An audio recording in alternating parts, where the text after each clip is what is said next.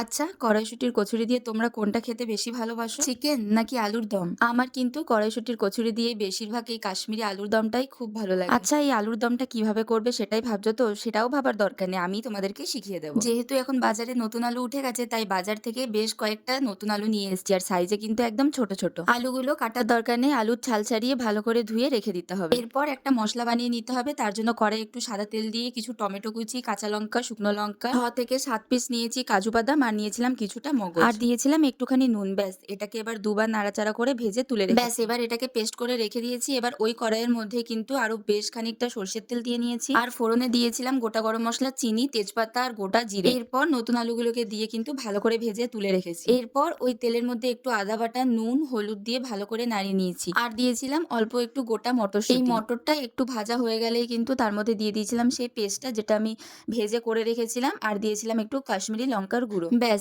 এদিকে কিন্তু আমাদের মশলাটা অর্ধেক হয়ে গেল, কারণ আর কিচ্ছু করতে হবে না। একটুখানি নাড়াচাড়া করার পরেই যখন তেলটা ভেসে উঠবে তখন একটুখানি জল দিয়ে দিতে হবে, আর এই জলটা দেওয়ার পর আবারও যখন তেল ছেড়ে আসবে তখন কিন্তু ওপর থেকে একটুখানি জিরে গুঁড়ো আর একটুখানি ধনে গুঁড়ো দিয়ে দিতে হবে। এরপর মশলাটা যখন ভালো করে কষানো হয়ে যাবে তখন সেই ভাজা আলুগুলো দিয়ে কিন্তু আবারও এখানে আমি একবার নাড়াচাড়া করার পর দেখো যখন একটু তেল ছেড়ে আসবে তখন আলুটা সেদ্ধ হওয়ার জন্য আমি একটুখানি এখানে জল দিয়ে ঢাকা দিয়ে দিয়েছি। এরপর ঢাকনা খুলতেই দেখি যে জলটা কিন্তু প্রায় টেনে গেছে, আর একটুখানি তেলও ছেড়ে এসছে, আর আলুটাও কিন্তু ভালোই সেদ্ধ হয়ে গেছে। এরপর তুমি যতটা ঝোল করতে চাও সেটা নিজেদের আন্দাজ মতো এখানে জলটা দিয়ে দেবে। এরপর ঢাকা দিয়ে কিন্তু এটাকে আমি সেদ্ধ করতে বসিয়ে দিয়েছি। তারপরে ঢাকনা খুলে দেখি অনেকটা জল কমে এসেছে। এরপর আলুটা যখন প্রপার সেদ্ধ হয়ে যাবে তখন ওপর থেকে একটুখানি ধনেপাতা, নুন কম হয়েছিল আমার লাগছিল, তাই অল্প একটু নুন দিয়ে নিয়েছি। এরপর কয়েকটা আলু আমি এখানে ভেঙে দিচ্ছিলাম, তাহলে কিন্তু একটা মাখা মাখা ব্যাপারটা আসবে, আর খেতেও কিন্তু ভীষণ সুন্দর লাগবে। এরপর দেখো আমাদের এখানে কিন্তু আলুর দম পুরো রেডি হয়ে গেছে, আর দেখতে কিন্তু ভীষণ সুন্দর লাগছে। একদমই সোজা ভাবে বানিয়েছি, আর এটা যে শুধু কড়াইশুঁটির কচুরি দিয়েই ভালো লাগবে তা নয়, এটা রুটি, পরোটা সব দিয়েই কিন্তু বেশ সুন্দর লাগবে।